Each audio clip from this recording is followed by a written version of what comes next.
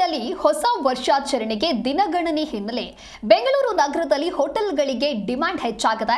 Resort, hotel, ಲಾಡ್ಜ್ಗಳಿಗೆ ಭಾರಿ ಬೇಡಿಕೆ ಇದೆ. ಈಗಾಗಲೇ ಬೆಂಗಳೂರಿನಲ್ಲಿ 80% ಬುಕಿಂಗ್ ಕಂಪ್ಲೀಟ್ ಆಗಿದೆ. ಬೆಂಗಳೂರಿನಲ್ಲಿ ಇನ್ನೂ ಕೇವಲ 20% ಬುಕಿಂಗ್ ಮಾತ್ರ ಬಾಕಿ ಉಳಿದಿರುವಂತದ್ದು. ದೇಶ ವಿದೇಶಿಗರಿಂದಲೂ ಕೂಡ ಬೆಂಗಳೂರಿನಲ್ಲಿ ಹೋಟೆಲ್ ಬುಕಿಂಗ್ ಆಗಿದೆ. ಸಾಲು ರಜೆಯ ಹಿನ್ನೆಲೆ ಸಾರ್ವಜನಿಕರು ಮೋಜು ಮಸ್ತಿಗೆ ತಯಾರಿಯನ್ನು ಮಾಡಿಕೊಂಡಿದ್ದಾರೆ. ಎಂಜಾಯ್ ಮಾಡೋದಕ್ಕೆ ರಾಜ್ಯ ದೇಶದ ವಿವಿಧ ಭಾಗದಿಂದ ಬರ್ತಾ ಇದ್ದಾರೆ. ಇಯರ್ ಎಂಡ್ ಮೋಜು ಮಸ್ತಿಗಾಗಿ ಹೋಟೆಲ್ ಅನ್ನ ಬುಕಿಂಗ್ ಮಾಡಿದ್ದಾರೆ. ಹೋಟೆಲ್, ಲಾಡ್ಜ್, ರೆಸಾರ್ಟ್ಗಳಲ್ಲಿ ಈಗಾಗಲೇ ಬುಕಿಂಗ್ ಬಹಳ ಜೋರಾಗಿ ಆಗ್ತಾ ಇದೆ.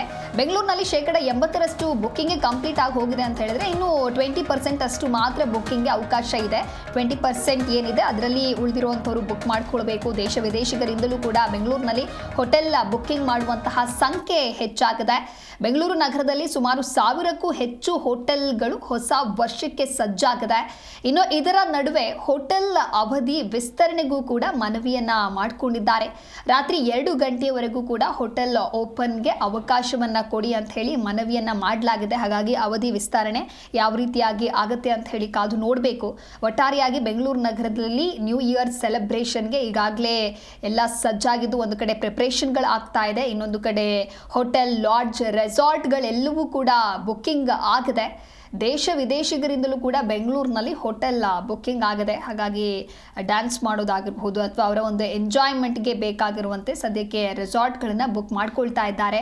ರಾಜ್ಯ ದೇಶದ ವಿವಿಧ ಭಾಗದಿಂದ ನ್ಯೂ ಇಯರ್ ಸೆಲೆಬ್ರೇಷನ್ಗೋಸ್ಕರನೇ ಬೆಂಗಳೂರಿಗೆ ಬರ್ತಾ ಇದ್ದಾರೆ. 80% ಬುಕ್ಕಿಂಗ್ ಈಗಾಗಲೇ ಪೂರ್ಣಗೊಂಡಿದ್ದು, ಇನ್ನು 20% ಅಷ್ಟು ಮಾತ್ರ ಬುಕ್ಕಿಂಗ್ಗೆ ಅವಕಾಶ ಇದೆ. ಅಂದರೆ ಬ್ಯಾಲೆನ್ಸ್ ಇರುವಂಥದ್ದು ಕೇವಲ 20%. ರಾತ್ರಿ 2 ಗಂಟೆಯವರೆಗೂ ಕೂಡ ಹೋಟೆಲ್ ಓಪನ್ಗೆ ಅವಕಾಶವನ್ನು ಕೊಡಿ ಅಂತ ಹೇಳಿ ಇನ್ನೊಂದು ಕಡೆ ಮನವಿಯನ್ನ ಮಾಡಿಕೊಳ್ಳಲಾಗಿದೆ.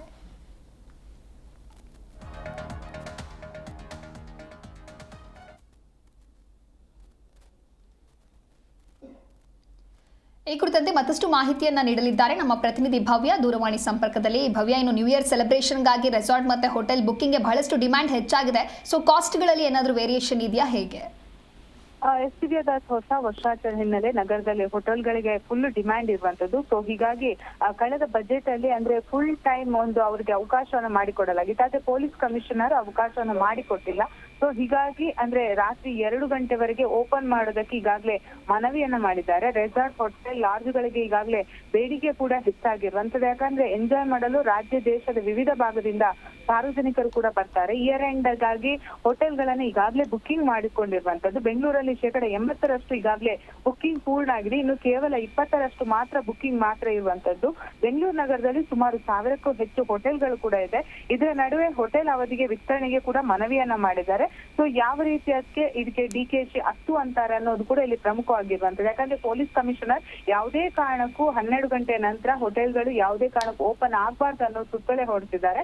ಬಟ್ ರಾತ್ರಿ ಅಟ್ಲೀಸ್ಟ್ 2 ಗಂಟೆವರೆಗೆ ಅಂದ್ರೆ ಮುಂಬೈ ನಗರದಲ್ಲಿ ಈಗಾಗಲೇ ಬಹುತೇಕವಾಗಿ ಫುಲ್ ಟೈಮ್ ಹೋಟೆಲ್ಗಳು ಓಪನ್ ಇರುತ್ತೆ. ಅದೇ ಮಾದರಿಯಲ್ಲಿ ಬೆಂಗಳೂರಲ್ಲಿ ಕೂಡ ಅವಕಾಶ ಮಾಡಿಕೊಡೋದಕ್ಕೆ ಮನವಿಯನ್ನ ಮಾಡಿಕೊಂಡಿರುವಂತದ್ದು. ಓಕೆ, ಥ್ಯಾಂಕ್ ಯು ಭವ್ಯ, ನಿಮ್ಮರ ಮಾಹಿತಿಗಾಗಿ.